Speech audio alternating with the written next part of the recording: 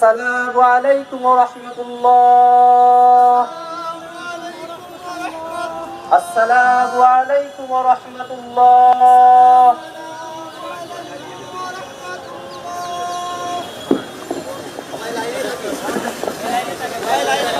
সবাই সবাই লাইনে থাকেন। আমরা আমাদের শহীদ রিয়াজ ভাই এবং শহীদ ইমন ভাই তাদের মাগফিরাতের জন্য আমরা দোয়া করব। আমরা সকলে দোয়ার জন্য প্রস্তুতি নেই।